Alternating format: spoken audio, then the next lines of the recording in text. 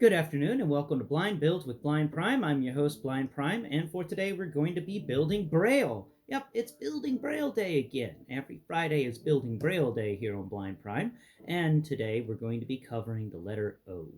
Yesterday, or not yesterday, but last week on this day, we covered the letter N, and before that we've been just covering the entire alphabet. We've got the O today, and in the words of George Takei, oh my. Ah, man. It's like that man's catchphrase. I love that he just works with it. He says it all the time too. George Takei is awesome. Anybody who ever, you know, listens to anything that George Takei does, good for you, because that guy is he's a pretty cool dude. He's really positive, and he's got a comedic atmosphere about him.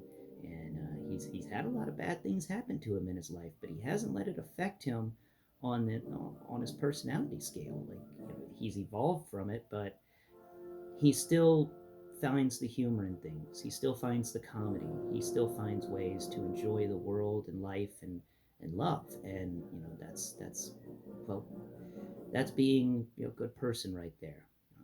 All the trials and tribulations that everybody goes through, because we all go through our own, and it's just how you deal with them and how you make your life after they've occurred.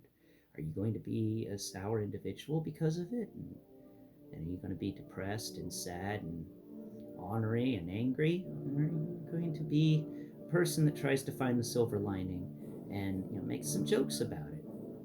It's important to laugh and it's important to joke.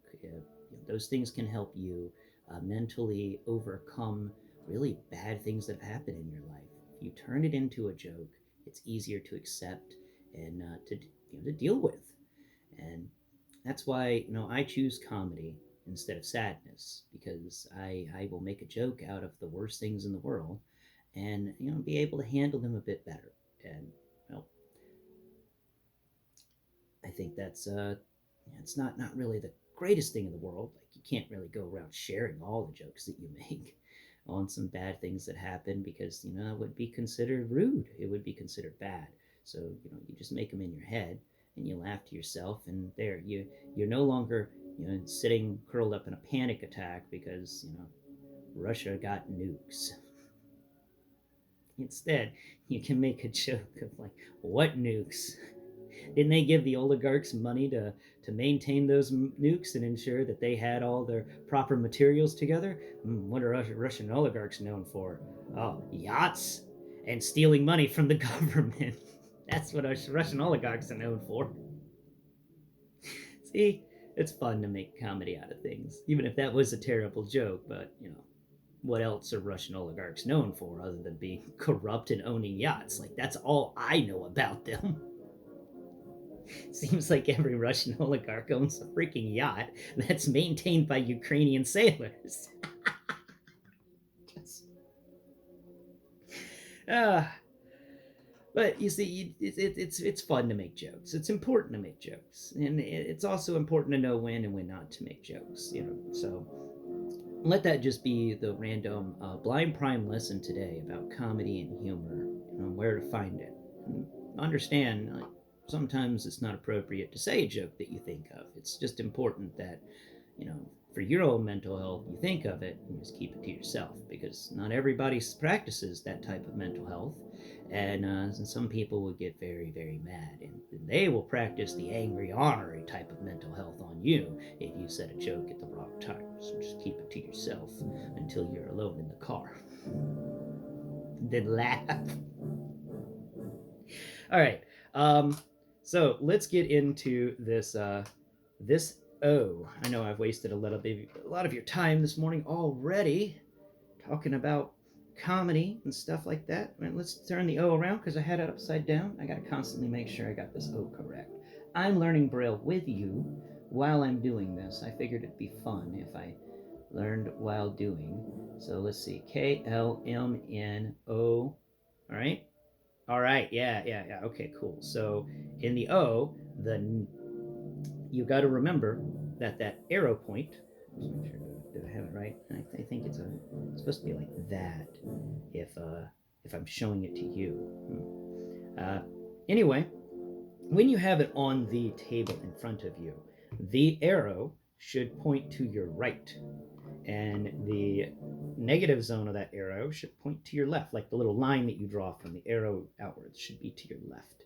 That's an easy way to remember exactly how to do this guy, because it is a weird piece. It consists of 3 studs in an arrow formation, in a delta formation, and they cover the 1, the 4, the 1, the 5, and the 3 positions. So let's go ahead and build one for you. What you're going to need are 3 1x1 studs, 3 1x1 tiles, and 1 3x2 plate. So let me see if I can find my plate here. My plate.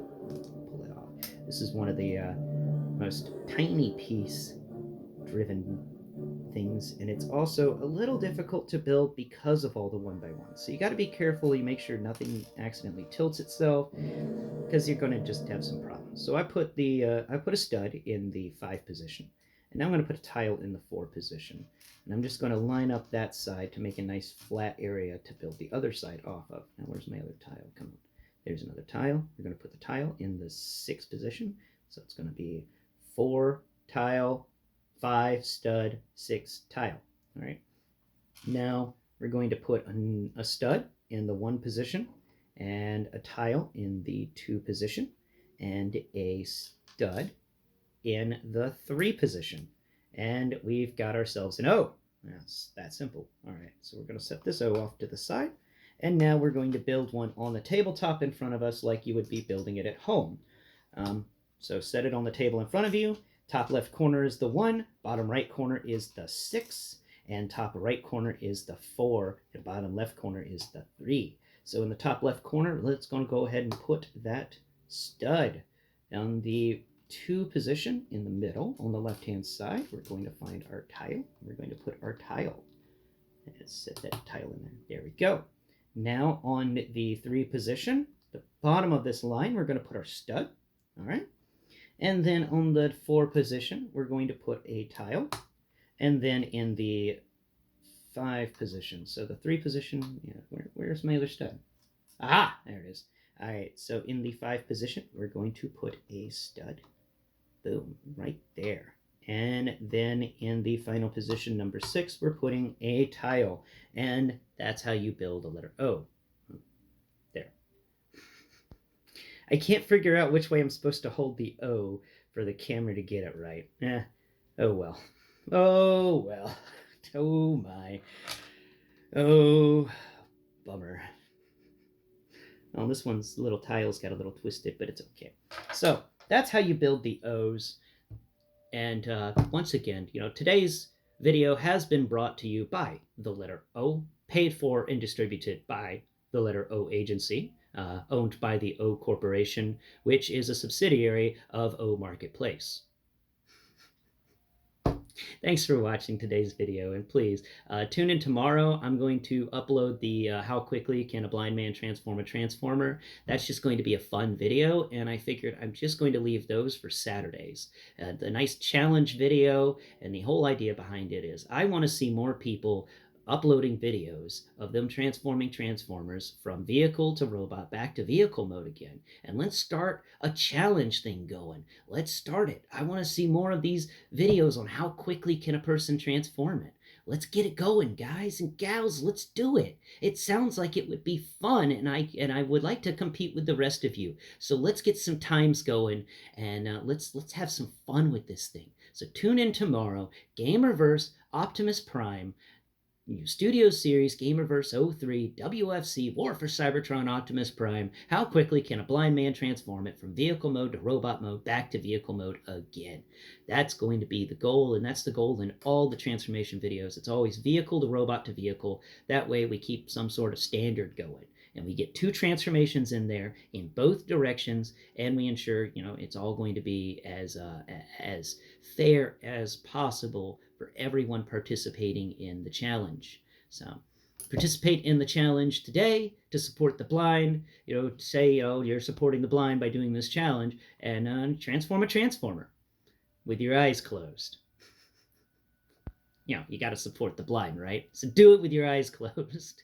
Have some fun with it. Make some laughs, make some jokes. I want to hear all of your laughing voices. I want to hear you having fun with Transformers because I have fun with Transformers. So thank you so much for watching, and thank you so much for subscribing. It means a lot to me that so many of you have subscribed and helped me build this thing up, and I'm continuing to build it because we haven't reached all the blind yet. But we will reach all the blind people out there. We will introduce them to Transformers because that's the goal of this thing, is to introduce them to something that the blind can do to help them cure mental fatigue, or at least help them sharpen their mental edges by having a nice three-dimensional puzzle that pushes them on the mental front. It exercises the mind. It exercises my mind. It lets me, deal with frustrations and stuff like that. And I hope it does for the blind as well. So let's get it going. Let's make these challenges. It sounds like it's going to be fun.